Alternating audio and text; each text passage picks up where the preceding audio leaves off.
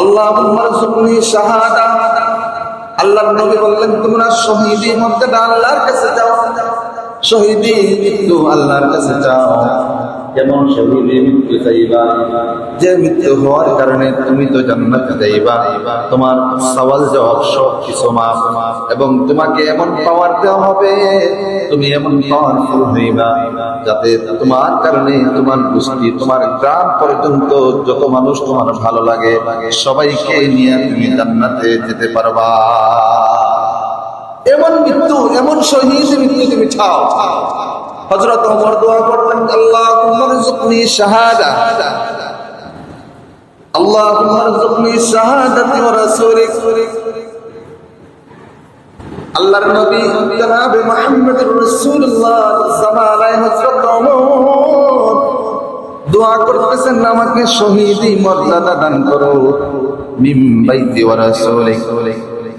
আল্লাহর নবীর দেশে, আল্লাহর নবীর ঘরের মধ্যে আমাকে মৃত্যু দান করো, অতএব মদিনার জমিনে আমাকে মৃত্যু দাও।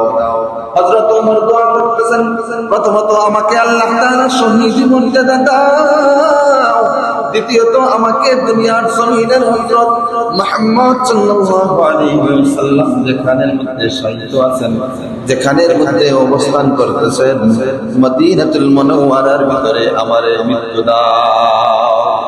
মদিনার মৃত্যু কেন চাইলেন?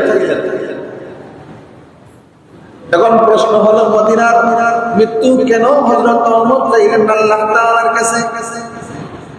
মদিনার মাটি এমন মাটি, মদিনার মাটি এমন মাটি, আল্লাহর নবী বললেন মিন বাইতি রাওযাতুম মির রিয়াদিল জান্নাহ, আমার রওজা থেকে আমার ঘর পর্যন্ত যতটুকু জায়গা আছে সরাসরি জান্নাত থেকে আল্লাহ তাআলা মাটি, এই ভিতরের মাটি হলো জান্নাতের মাটি।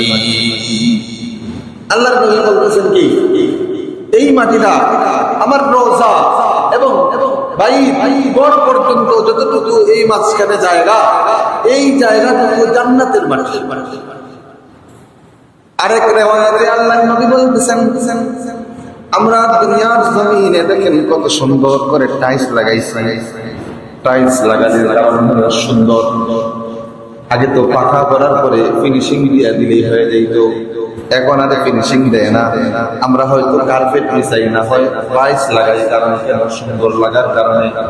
আল্লাহর নবী বলতেছেন এই আমার ঘরের মাটি এবং আমার রওজার ভিতরে যতটুকু মাটি আছে আল্লাহ তাআলা কাল হাশরের ময়দানে জান্নাতের মধ্যে কার্পেট বা টাইলস হিসাবে মাবুদ ব্যবহৃত করবে।